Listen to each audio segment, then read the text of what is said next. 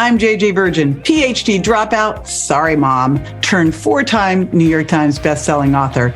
Yes, I'm a certified nutrition specialist, fitness Hall of Famer, and I speak at health conferences and trainings around the globe. But I'm driven by my insatiable curiosity and love of science to keep asking questions, digging for answers, and sharing the information I uncover with as many people as I can. And that's why I created the Well Beyond 40 podcast to synthesize and simplify the science of health into actionable strategies to help you thrive.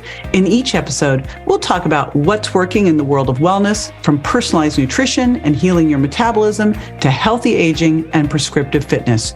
Join me on the journey to better health so you can love how you look and feel right now and have the energy to play full out at 100.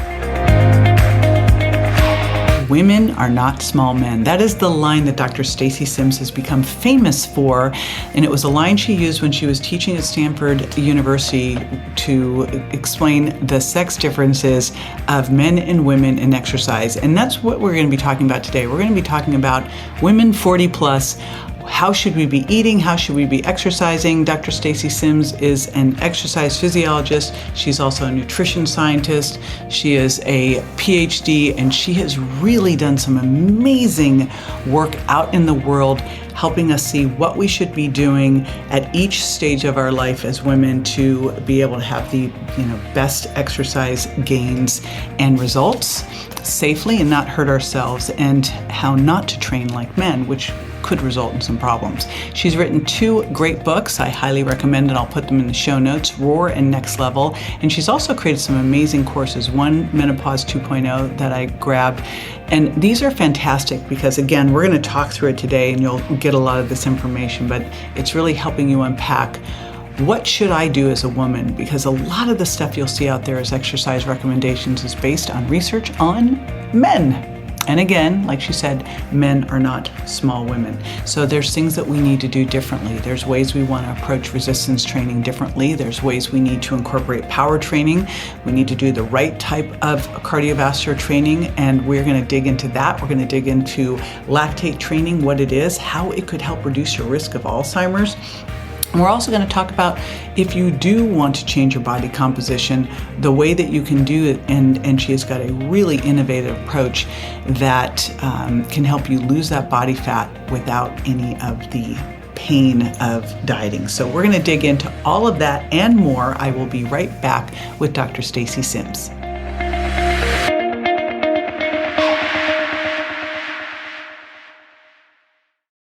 Dr. Stacy Sims, I couldn't be more excited to have you on the show. Thanks for having me. I'm looking forward to chatting. Well, I have been stuck in your work for so long.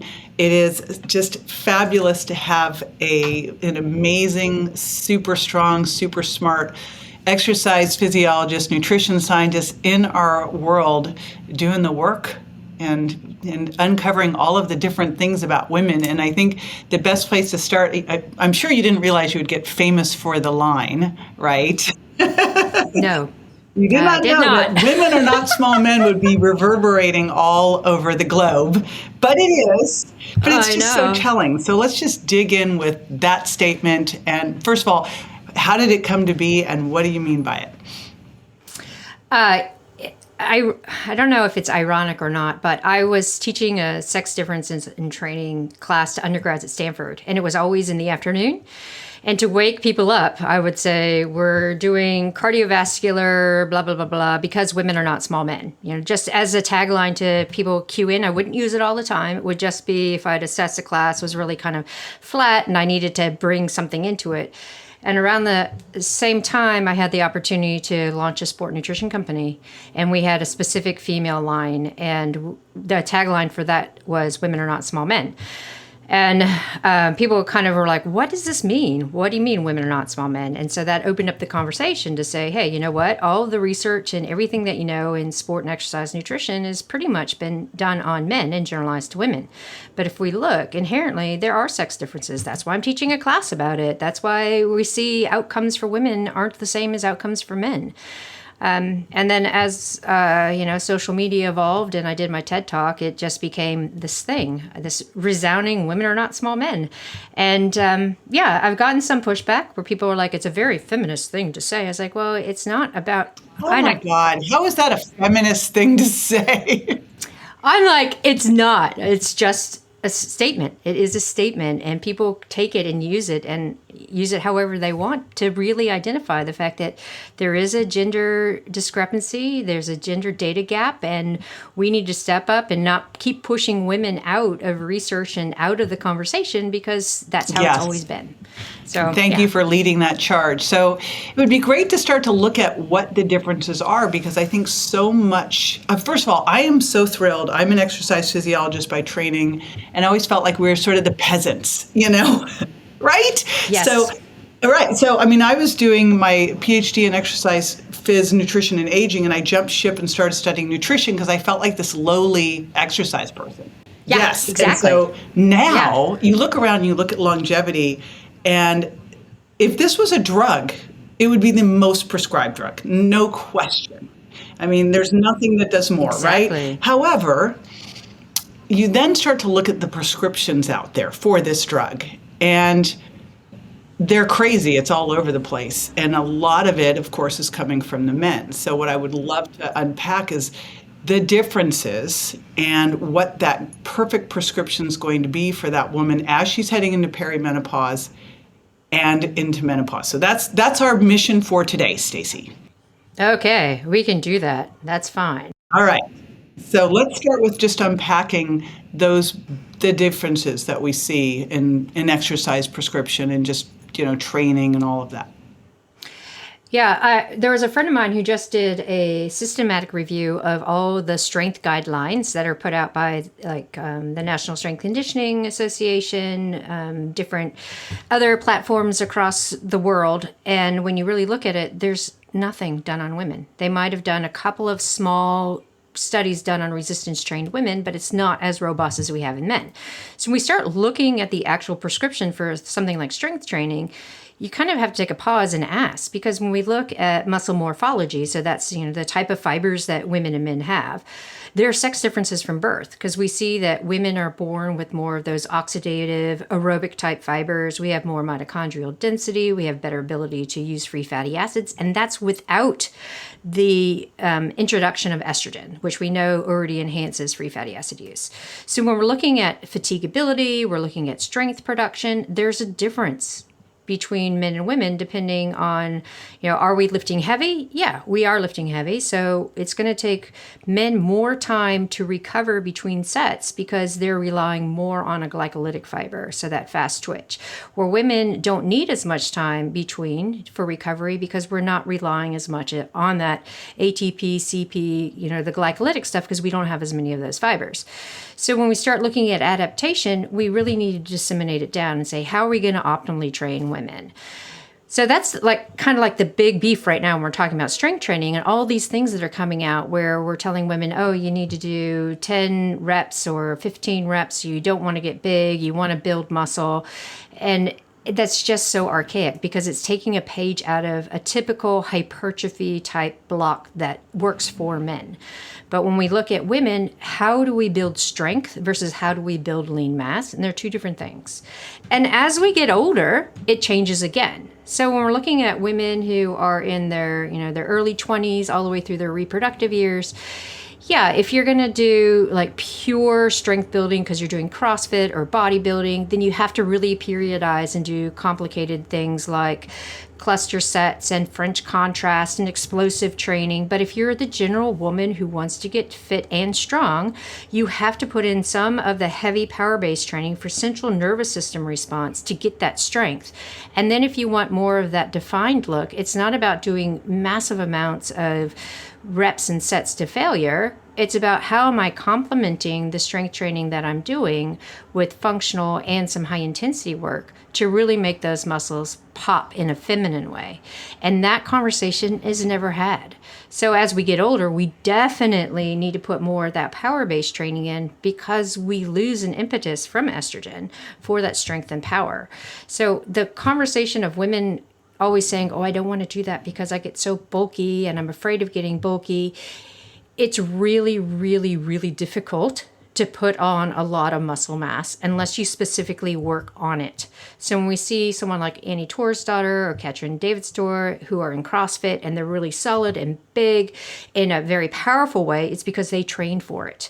If we're looking at someone who goes to the gym 3 times a week and they're trying to get strong and they're trying for longevity, if they start putting some cardio in, that's going to kill any impetus to get bulky. I will say in 40 years of working with clients, I've never had a woman get bigger lifting weights. No, me neither. It's just never happened. As men, and as much as I try, I just can't. I'm like, I'm strong. I like hit PRs in my squats and stuff, but someone looks at me and is like, you look like an endurance runner. I was like, I don't want to. So the fast twitch, slow twitch thing. So is that like gender-wise, does that mean that most women tend to have less fast twitch, more slow twitch? Yes, absolutely. And the deviation there are type 2Bs. So those are our oxidative fibers that can be trained to be more endurant or can be trained to be more fast twitch.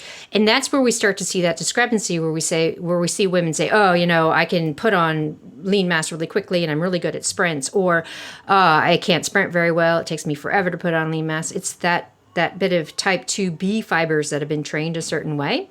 Of course, we have genetics too, because we have mesomorphs and ectomorphs and that kind of stuff that come into play. But in general, when we're looking at how we need to train women, we need to not look at volume with regards to endurance work, or really, if we're looking at volume, people say women respond more to volume and strength training, but it's not spending hours and hours in the gym. It's more frequent doses. So when we're looking at 3 times a week for men, maybe it's 4 times a week for women to get the same kind of adaptation. So there are definite differences of the way that women should be trained. So you mentioned that strength is different than hypertrophy, and I've kind of in my mind, and it was funny when I was in graduate school, there was and I'm sure you remember this, the hypertrophy range was this, and they were very tight. And I kept going, yes. The strength range was 1 to 5, but the hypertrophy range was 8 to 15. And I thought, well, what happens between 5 and 8? Like, is there some weird? I know. There's some magic. What's a magic number? Yeah, there's a magic happening there. Right, you go after 15, and then what happens? So what are these? Because you look at it and think, okay, if we're not using it, we're losing it. So as we're aging, we could be losing muscle hypertrophy, muscle size, muscle strength, muscle power, which I find the most concerning. So knowing that those are all our concerns, and they're different in how we train, how would you have someone train to maintain all those things and optimize them? So, I'll bring it down, and you've probably heard this, and I'm just going to reiterate for all of the listeners. When we're looking at estrogen, estradiol, which is E2, this is the primary female sex hormone that's responsible for our muscle strength, power, and how much muscle mass we have. People talk about testosterone being the key hormone. That is for men. Yes, women have testosterone, but our main anabolic or muscle building hormone is estrogen.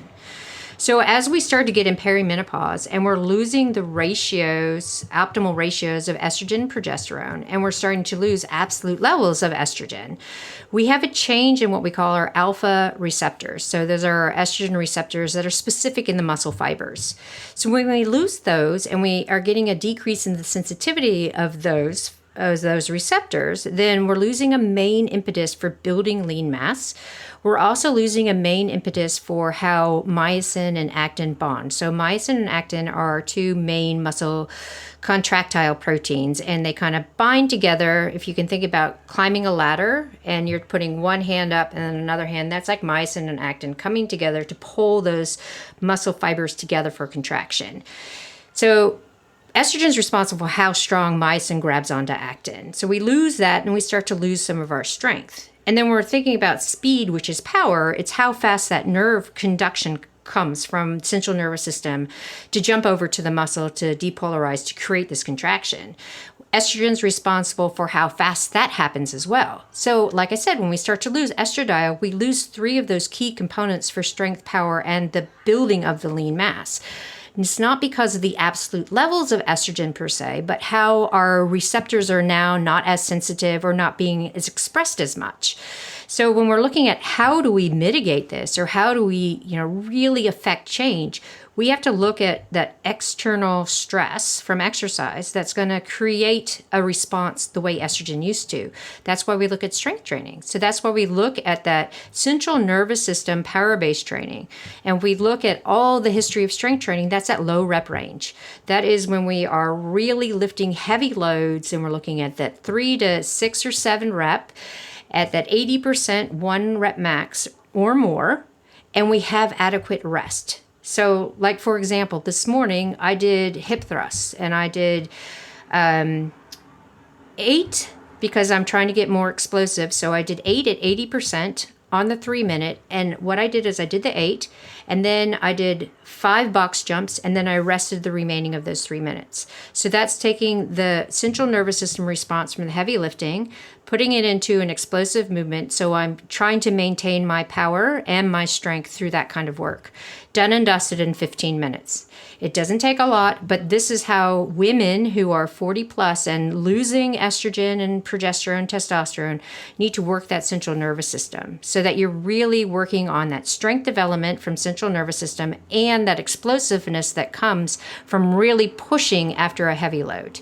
And this is what we mean by that external stress to create that impetus for improving power, strength, and lean mass. When I think about lifting, I want it to be a whole body, complex, functional movement. So if we're doing squats, we're looking at how are we bracing, how are we aligning, how are we keeping our core tight, how are we putting our feet, are we, just all of the technique orientation, so that if you have to squat down to pick your groceries up, then you're not going to get a low back injury. So it's the same as what you're talking about. It has to be functional.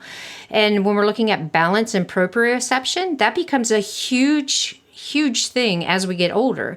But we also see that when you're doing more complex lifts and you're getting more muscles involved, it creates more neural pathways. So we're finding that is a really good way of attenuating or slowing the onset of cognitive decline, especially when we see there's that sex difference in things like dementia and Alzheimer's. And we're seeing that it has primarily aspects to do with a decrease in neural growth patterns and the lack of metabolic challenge to the brain in women, just because historically we haven't been pushed into doing high intensity work or strength training. So when we start to really change the training up, we see a decrease in that sex difference. And we're seeing a decrease in population stats of sex differences as our generation is aging up, and we've been exposed to that high intensity and that strength training. So it's really important that we get all of those complex movements in, not just for stability and proprioception and balance, but also for brain health. So that's amazing, because I know I'm really good friends with Dr. David Perlmutter, and he was showing me the information on, women and Alzheimer's. Are you saying there's research out there now? Because I just figured it was an estrogen problem. No, that's the misconception. And this is where... Wow. Yeah. Because if we look at brain metabolism, right, and this is where we're seeing more and more research coming out about lactate metabolism. And part of it is when we're looking at lactate as a preferred fuel for the brain, it really does create a conversation between the glial cells and the neurons. So when we don't have lactate metabolism, we lose that connection. And when we're losing that connection, this can be the onset of that plaque development. So if we're looking at doing that high intensity work and maintaining lactate production throughout our life, then our brain is like, yeah. I think we have to back up and tell everyone what lactate production is. I'm just realizing, yes, I don't know that I've ever talked about it on this podcast. So, and that's a great introduction into HIIT too. So, yeah, I know. So when we're talking about lactate production, that's at high intensity work, and people are like, oh, my muscles are burning. I can't maintain this pace. It's that high intensity work, because when we're looking at how we fuel exercise, if we're just casually going for a walk or a steady state jog, or maybe we're doing Pilates or something that's not so high intense, we're relying a lot on what we call our aerobic metabolism. So this means our body's using carbohydrate, it's using fat, it's able to break those molecules down and use them adequately as fuel. And the byproducts are brought back into the muscle and recycled and used.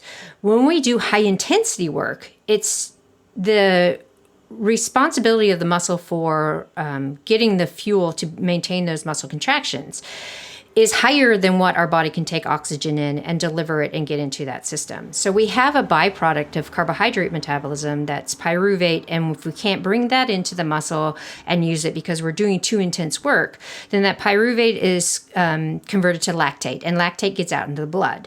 People used to think it was a waste product, and it's not. What we see is it's then recycled and used by the brain and the heart.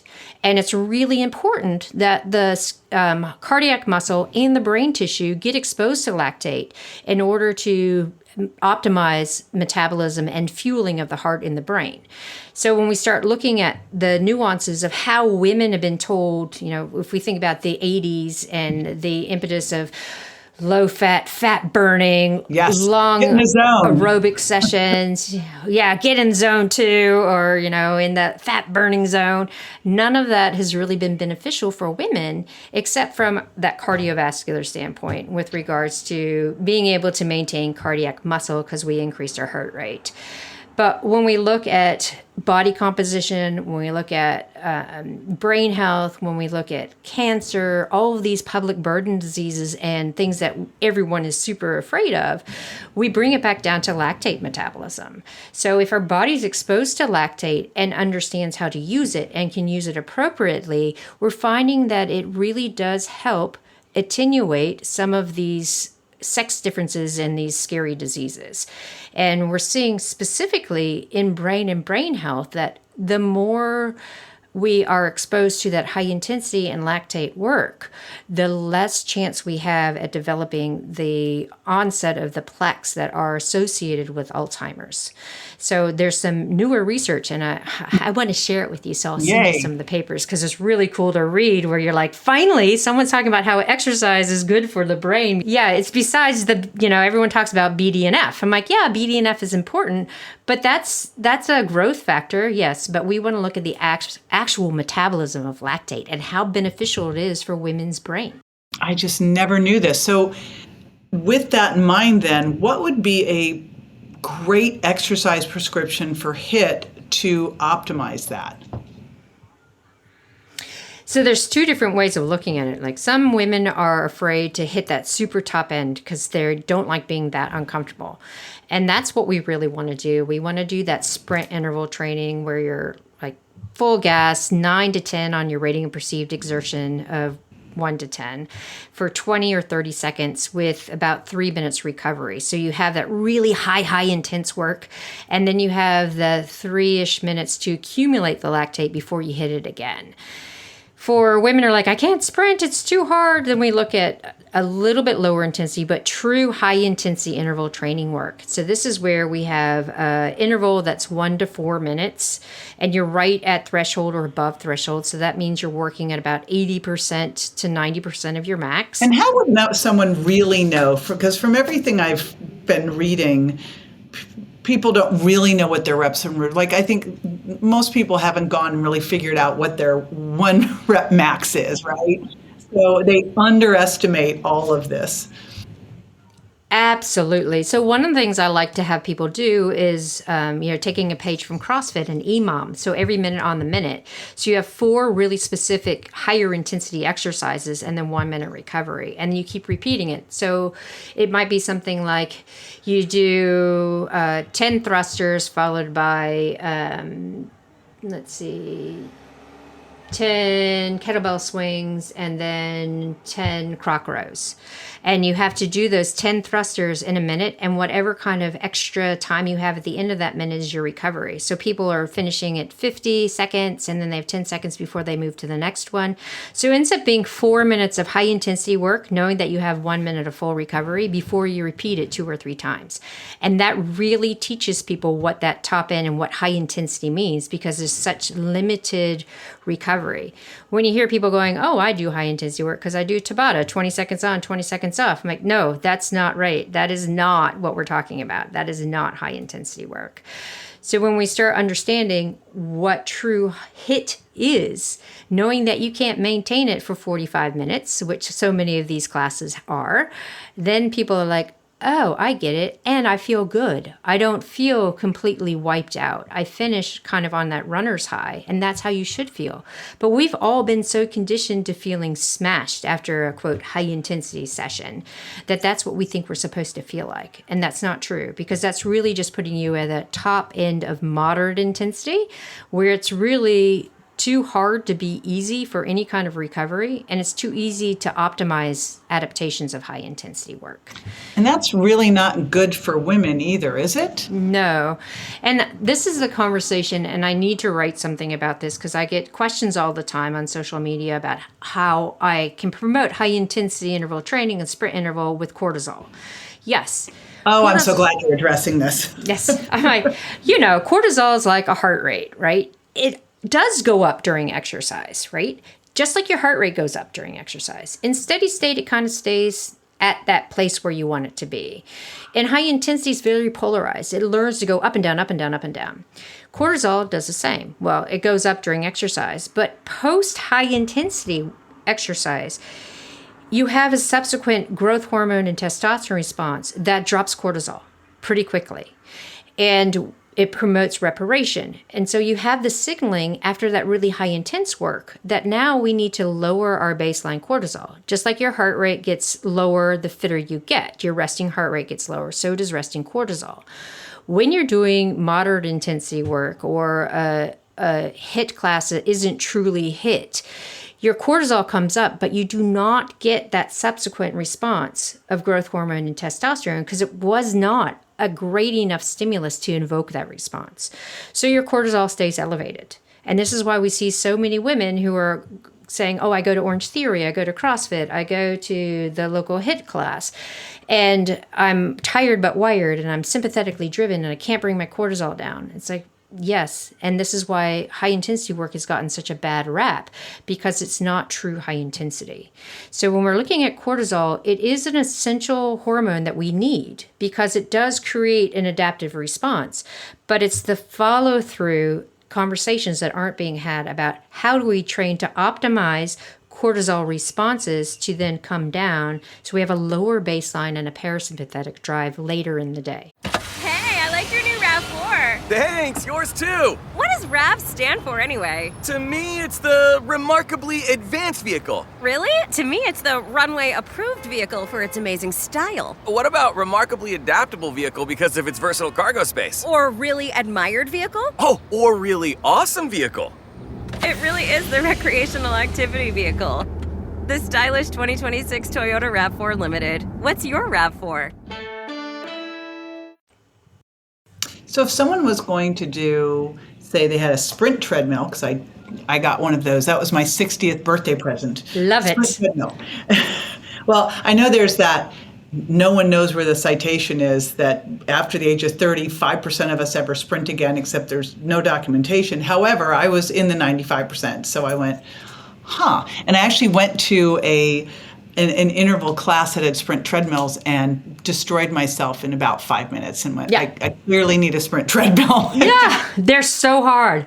They are hard. But they're a little scary at first. But a sprint treadmill or a bike, what would be a great HIIT workout? If we're talking a HIIT or a sprint interval training? A sprint interval training. Okay. Because that's really what we want to be doing. That's what we want to do. So people were afraid for running sprints because their tendons and ligaments and everything is a bit iffy, or their knees. I say we start with battle ropes. So if we have a gym and we have battle ropes, because it's a total body and it's isometric, but it's really high intense. If we're doing 30 seconds of battle ropes, you're completely gassed right? And then you take 2 minutes of recovery where you're walking around, bringing the heart rate down, trying to get full recovery before you do it again. If your second time you're like, this feels great, sweet, do a third one. But if your second one you're like, oh my God, I'm going to die, finish the second one, because that's all you need to do for the day when you're first starting. It's not about doing 4, 6, 10 reps of it. It's about quality. So some people are like, but that's not long enough. It's like, it's the quality of the workout that we're after. And as you do it a little bit longer and you get used to it, then you're able to put in more reps. But you don't ever want to go over 6 to 8 reps of this high intensity work. You don't need to. Your quality goes down after you hit that 6th one. Doesn't matter how fit you are, it does go down. And we don't want you falling into that moderate intensity work. Right. So you just switched from sit to hit when you did that and negated it. And then it kind of negates it. I often have people do what we call a sit finisher. So if you're doing a lot of upper body work, so you're on Wednesday, you're doing overhead push, and then you're doing bench press, maybe some rows, and so you're really focusing on that heavy, complex movement upper body. Then you finish with 3 rounds of battle ropes of 30 seconds each with 2 minutes off. You're getting your sprint on top of that already fatigability, and those are your 2 workouts that you need to do that complement each other, and you feel completely wasted in a good way, not wasted in an I'm completely gone for the day. So it's a way of implementing some of that sprint stuff without taking extra time. And other people are like, well, no, I want a real sprint workout. So then we're looking at warming up for a good 5 to 10 minutes with our mobility work. And then we can hop on a bike or rowing erg or sprint treadmill, and we're going as hard as we can for 30 seconds. Maybe harder than we can for 20 seconds. And then you are recovering for that, 90 seconds to 3 minutes until you can do it again. And it's the same concept. The mode isn't that important. It's how hard you can go that we're after. And it should not feel easier. You should just push harder. That's the most. I remember when I first started teaching HIIT training, someone came back and they go, oh my gosh, it was amazing. I took your minute and I was able to go 6 minutes. I go, what? Yeah, no, that's not what we're after. That would not be it. No, I know. Yeah. Let's flip over to the diet side, because there's a lot of fun stuff to unpack there. Oh, yeah. Well, what I'd love to start is kind of this intersection, because when fasted workouts became all the rage, it was a head scratcher. So I'd love to talk fasted workouts and, intermittent fasting in general. Yeah. So not a fan. I am not a fan of fasted workouts. So when you look at the research, women do better in a fed state, regardless of age. And the reason for that is really nutrient sensitivity. So we're looking at the hypothalamus, where it controls our thyroid, our endocrine, and our sex hormones. We have 2 areas that are sensitive to nutrient density, specifically carbohydrates. And if we're doing a fasted workout, then we're signaling to the hypothalamus that we don't have enough nutrition to actually accommodate for the stress of exercise. So we get the signal to the brain that we're in a low energy state, regardless of if we're eating enough. If we're in a low energy state, our metabolism starts to turn down. Our thyroid goes down after 4 days of this kind of stimulus. If we're in our pre- and perimenopausal years, it really disrupts luteinizing hormone pulse as well as estrogen and estrogen production. We see a disconnect of our appetite hormones. So we never really feel hungry, never really feel full. And so it's always kind of this, I don't know what to do. So it creates a kind of a disorder in our eating as well. And we're looking at it as we're doing subsequent days of fasted training. We look from a metabolic standpoint, women don't need to do fasted training, because the whole idea of fasted training is to increase metabolic flexibility. I mean, that's one of the number 1 reasons why we hear about fasted training or intermittent fasting is metabolic flexibility. We look at women, and as I said earlier, we have more of those oxidative fibers. So we already have more of the MCT1s, meaning that we have the capability of bringing in and using free fatty acids. We are very well adept with mitochondrial respiration. We are born with more of the proteins responsible for mitochondria health. So if we're doing fasted training, it's like, meh, the body's like, meh, I don't really know what to do with this because it's not creating any kind of real adaptation. When we get into late peri, early postmenopause with that change in estradiol, we see that estrogen, because it dampens inflammation, that we'll start to have a misstep in how the mitochondria uses free fatty acids. And so this is why we see too many free fatty acids floating. Skeletal muscle can't really use it. It gets brought to the liver dumps it as visceral fat. So if we're doing more fasted training and we're increasing free fatty acid use, it's promoting that problem because the mitochondria is like, I don't know what to do with this. Like, I can't bring any more in, so it kind of shuts stuff down. So we're seeing, all these people saying fasted training. It's more of a calorie deficit that's creating change. It's not about the fasted training. So then when we start talking about intermittent fasting or time-restricted eating, intermittent fasting, if we're talking severity of like the 16-hour fast, or we're not eating until noon and our eating hours are from noon to 8, none of that really creates a metabolic efficiency for women. When we compare that versus normal calorie restriction, they come out the same with regards to body composition change and metabolic control. What we do see in general population scope is if we break the fast early by around 8 o'clock and we eat with our circadian rhythm throughout the day when we're stressed, not only from exercise but life, we have dinner and then we don't eat after dinner. That creates a much better control from a metabolic standpoint, as well as body composition and longevity, because then our body is aligning with hormone production, with cortisol production, with melatonin for better sleep. And we're fueling when our body needs it. So I say, okay, if we need to use buzzwords, then we can say time-restricted eating, which is really eat breakfast throughout the day, stop eating after, or, eat dinner and then you don't have any more food. It's like normal eating. Normal eating, yeah. But people don't like that. That's too normal. Well, it was the eating we used to do before they introduced. I remember when Taco Bell here in the States started the billboards with the fourth meal that was like from 8 p.m. on. I go, oh, yes. Oh, no. I know. It's crazy. I know, because people don't know what it means to eat normally anymore. I take trips to Europe and you don't see people really eating in their car. It's part of the culture. But in the US, and now it's become endemic here and in Australia as well, that it's eat anytime, everywhere, all the time. And people have disregarded what it means to sit down for a meal. And I think that's where we're starting to see all of this disconnect between what food is and what it means to be nourished. And that's why we have all these buzzwords like intermittent fasting, fasted training, keto, paleo, all of these different things that are just ways of creating an elimination of calories or different foods.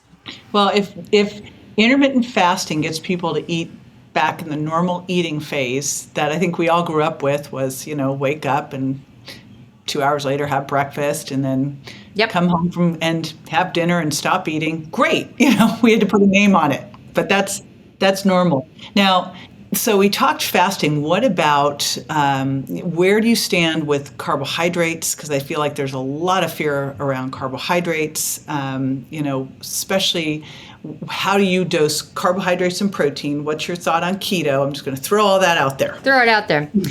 Okay, I'll start with keto. Keto is the way that it became a thing in the medical world for peri and postmenopausal women. There were 2 papers that were circulating that were on sedentary, obese, relatively sick postmenopausal women, and they were put on the keto diet, and they lost weight, and they had better metabolic profiles. And if you're looking at it from a scientific standpoint, yeah, it's a really cool, well-designed study. But if you're looking at it from a practical standpoint, if anyone in that situation was put on a carbohydrate-restricted diet because they were diabetic, they're going to do better. And also, if they're put on calorie restriction, they're going to lose weight. But that wasn't what was taken out of the messaging. It was all postmenopausal women should be on keto. When we look at the other research around keto, the biggest problem is the gut microbiome. So the gut microbiome is something that isn't really discussed with regards to how it changes in this peri to postmenopausal state. We see a significant decrease in the diversity of the gut microbiome in around the 4 or 5 years before that one point in time, menopause, and that diversity decrease stays if we don't do anything about it in postmenopause. Wow. The reason why we see this change in diversity is sex hormone metabolism. So when we are pre-menopausal and we are in our reproductive years and we have that fluctuation of estrogen, progesterone, it has a second pass through the liver. So second pass means some of the estrogen metabolites and progesterone, testosterone get bound up by sex hormone binding globulin in the liver, gets shot with bile into the intestines, and then we have little gut bugs that unbind it and shoot it back out to do some more work. When we start losing estrogen, progesterone, testosterone, and the ratios change, we lose those gut bugs. Unfortunately, at the same time, the body's under a significant amount of stress. So this is where we hear, tired but wired, sympathetic drive, elevated cortisol. All of that feeds down to the gut microbiome to create a growth of the more obesogenic phyla that makes you crave simple carbohydrates, that has a misstep in vitamin production, that perpetuates the sympathetic drive. So if we aren't paying attention to the type of fruit and veg and deep fibrous foods that feed the gut bacteria, we create this really bad dysbiosis in the gut that perpetuates visceral fat gain and metabolic dysfunction. So if we can look and say the best thing for perimenopausal into postmenopausal women to do is when they're eating, they look, how is this feeding my gut microbiome? Because I need my gut microbiome to be really diverse. And if I don't work on creating that diversity, I'm going to end up with a lot of issues that I don't want to deal with regards to bone mineral density, brain health, body composition, metabolic control, insulin resistance, BDNF production, all of the things that are creating headlines in the news at the moment. So when we look at keto, there's no fiber, right? It's just high fat. There is no deep fiber-y foods coming in to feed that gut microbiome. And when people are professing how keto works for them, it's like, well, actually, what do you mean by works for you? Are you saying that it allowed you to lose weight?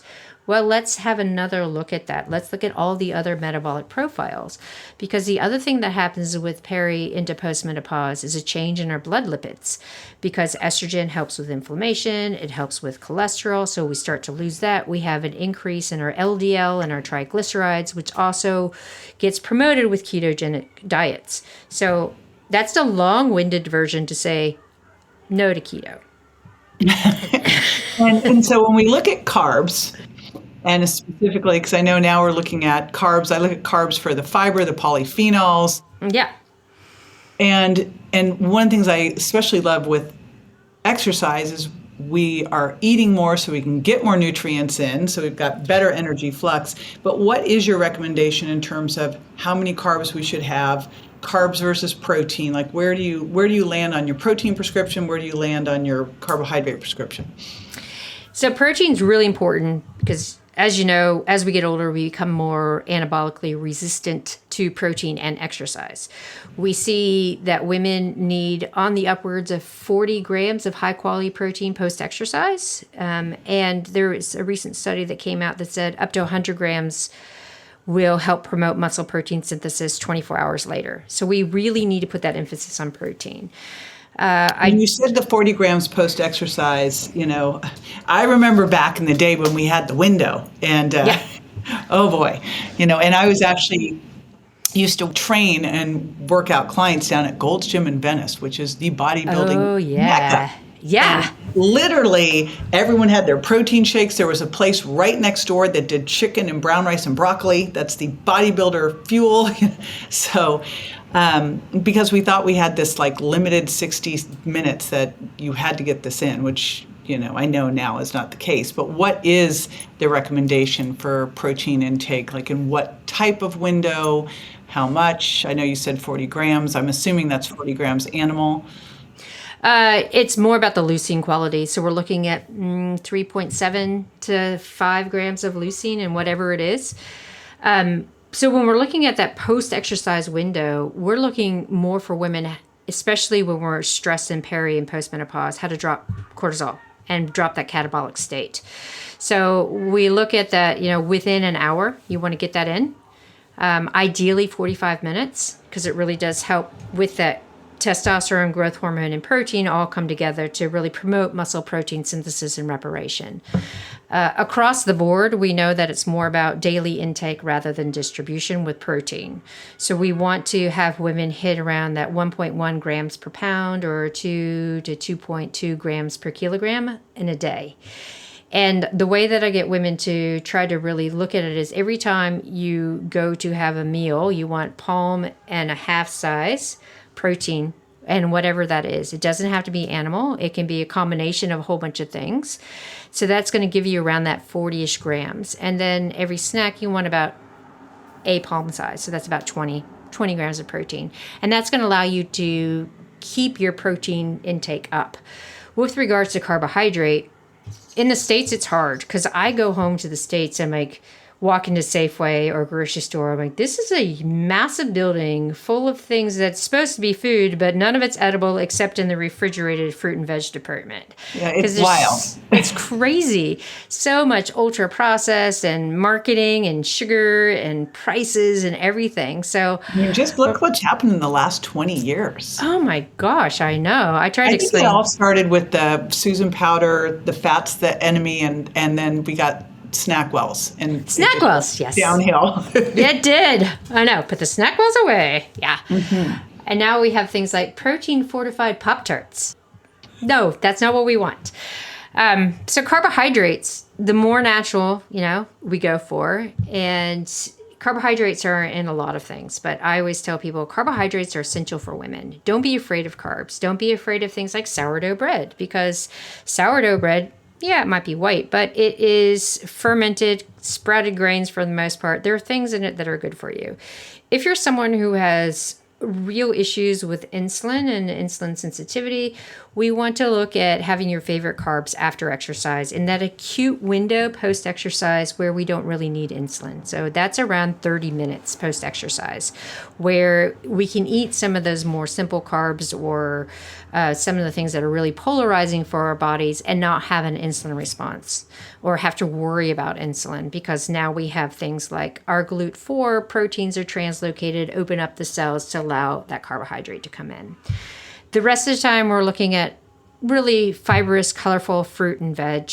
And I always tell people, I follow the 80-20 rule. I hope everyone else does. 80% of the time, you're on your nutrition and your training and everything. 20% is life. And so that's where your booze and your quick hits of carbohydrate lay, maybe a couple of late nights. And if you're having lots of problems dialing things in, then maybe it's a 90-10 rule.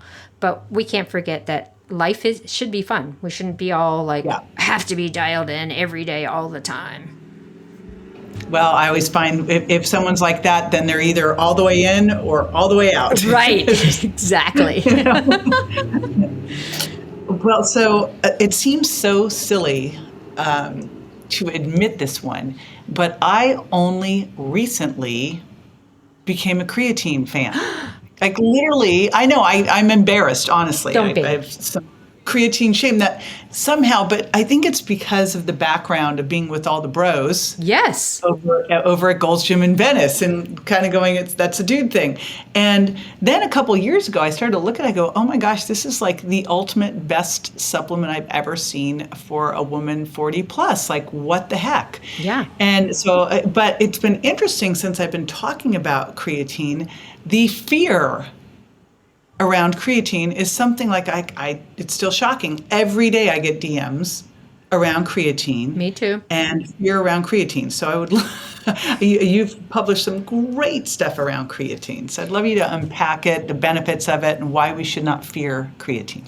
I think the first time I brought creatine up on any kind of social media that created a buzz is when I was talking to Annie Torr's daughter during her first pregnancy, and she's talking about creatine. And I was like, oh my gosh, you're pregnant. You should be taking creatine. And she's like, what? And I was like, as long as it's Crea Pure, you want to use creatine because it is involved in so many of the fast energetics and is really, really beneficial during pregnancy.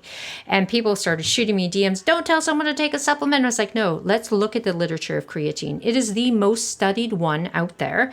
And there is so much efficacy around using creatine, especially in women during pregnancy and as they get older. Full stop, we have around 70% of the stores of men, but yet we go through a lot of it from maintaining our gut microbiome and our gut mucosal lining. We need it to, kind of stop and attenuate any kind of IBS or other symptoms and issues. Really, really important for brain health because of all the, we're to think about all the fast energetics, how fast the heart and the brain and everything. And they all use creatine. And people are afraid of, the bodybuilding, getting bulky, putting on that water weight. Well, if we look at the dosage and we see 3 to 5 grams a day for women really helps with mood and helps with depression, helps with brain health, gut health, heart health, all of those things. And if we're not loading it like the typical bodybuilding idea of 5 grams 4 times a day with carbohydrate, you're not going to put on that water weight gain. The other thing that comes up with creatine are the side effects of like nausea and weight gain and some of the ill effects that people are talking about. And that comes from the process of how creatine is actually prepared or produced. So if we're looking at something like CreaPure, which is a B2B or a business-to-business product, it is from Germany, and they use a water-based hydrolysis process to create creatine from some other chemicals. We look at the cheaper versions of creatine that are not CreaPure, and they have to change the solution with an acid to be able to have the right reaction to create creatine. And it's that leftover acid that's in that creatine that's causing all the side effects. So if we're trying to build out why am I having side effects? Why am I having these issues? Look at what you're using for one thing.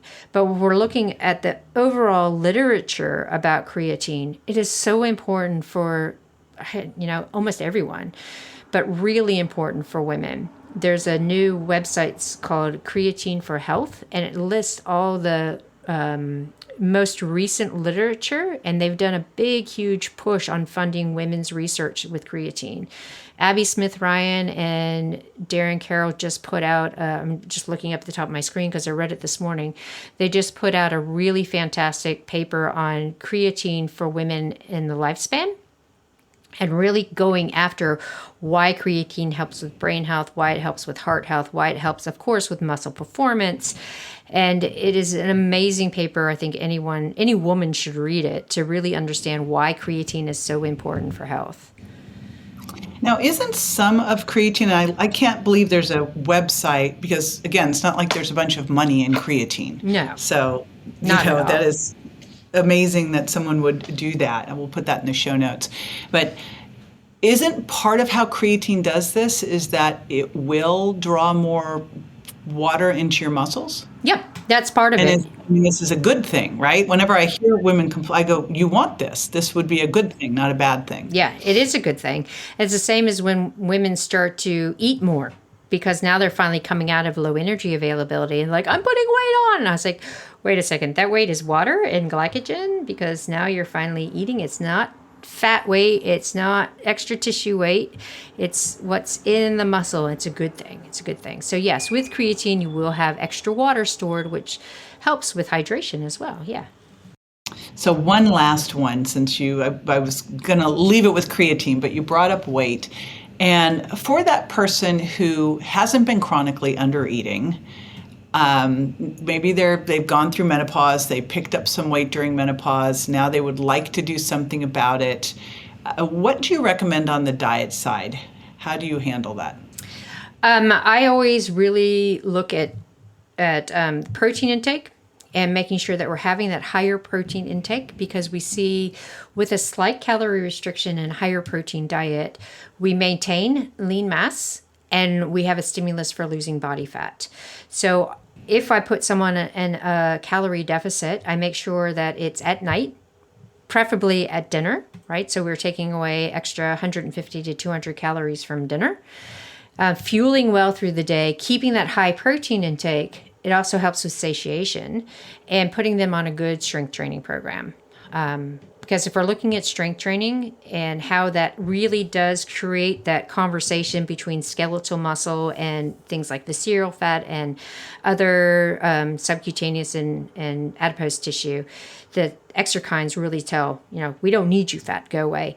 And it does not create that huge sympathetic drive or that increase in appetite per se.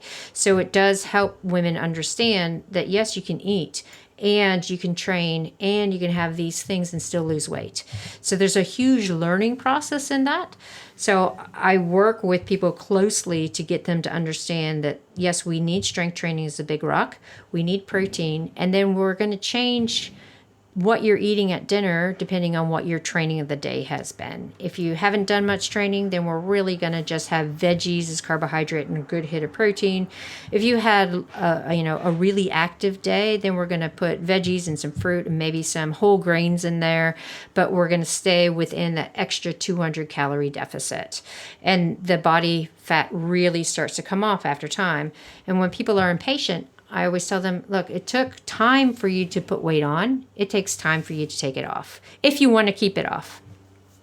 Yep. I had a great mentor early on who would say, think how long you haven't felt well. Yeah, that's right. Right. So if it's been 4 years, you cannot give me 4 weeks. This is not going to work. Right. Exactly. And I really like that pulling from dinner. I feel like the intermittent fasting world really started to emphasize like these big dinners. And I'm like, that's the worst. Yeah. Exactly. Never, ever. Yeah. Well, I'm going to put all of your books, social media, everything at jjvirgin.com/Sims, SIMS. I have a menopause course of yours. What is it? Some kind of weight training menopause course that I've been going through online. Yeah. So tell everyone what you have, because I know you have a couple. I've got that course. I know you have some different online things. You have Next Level and Roar, which I've done the audio books. Oh, cool. Great. I mean, you have great information, great social. So, and the courses, what are the courses that you have? So our deep dive education courses, we have our Menopause 2.0. That's 7 hours of lectures and learning material. So that's like kind of the deep dive. We have a youth course that's coming out. So that's for like all the girls and parents wondering how to navigate 11 to 20s and all that kind of stuff. And then we have the full spectrum of Women Are Not Small Men. So that's pretty much the whole lifespan. So that's like our courses. But when we're looking at the implementation of strength training and stuff, I've partnered with Haley Happens Fitness. So she is really into strengthening modalities for women 40 plus. And we have what we call Power Happen. So it's all about the lifting heavy and the proper sprint interval training. It's a 12-week session and right now, or 12-week course, and they're around 60 minutes. We're putting a Power Happens Express out because people are like, wait, I thought you said that we shouldn't go over 30 minutes. It's like, okay, well, now here's our 30-minute option. Then for people who are more CrossFit oriented and want the complex movements and the ollie lifting and love that whole programming that CrossFit has, then I have one with Annie Torsdottir and Katrin Davidsdottir called Empower. And so it's more of a page out of CrossFit where we're looking at Olympic lifts, heavier lifts, and then using stuff that's in the gym, like assault bikes and assault runners. And so you definitely have to have a gym membership or be part of a CrossFit gym to use that program. Awesome. We will put all of that in the show notes. So yeah, that's the one I have, the Menopause 2.0. Nice. Great information. And I love that I have a resource to send women to for the power training. That's fabulous. Yes, it's good. Well, thank you. I really appreciate it. It was so worth the wait. Oh, thanks. And I shout out to our buddy Bree Argett-Singer, the Betty Rocker, for hooking us up. She's awesome. Yes. She is. So thank you again. And it's going to be jjvirgin.com/Sims.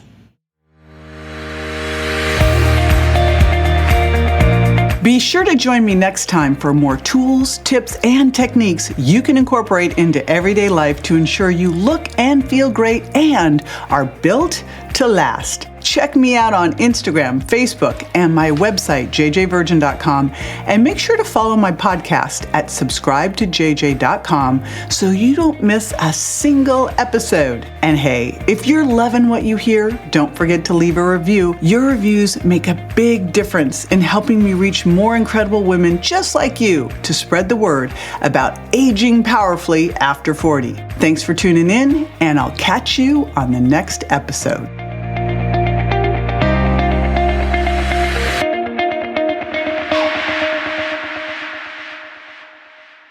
Hey, JJ here, and just a reminder that the Well Beyond 40 podcast offers health, wellness, fitness, and nutritional information that's designed for educational and entertainment purposes only. You should not rely on this information as a substitute for, nor does it replace professional medical advice, diagnosis, or treatment. If you have any concerns or questions about your health, you should always consult with a physician or other healthcare professional. Make sure that you do not disregard, avoid, or delay obtaining medical or health-related advice from your healthcare professional because of something you may have heard on the show or read in our show notes. The use of any information provided on the show is solely at your own risk.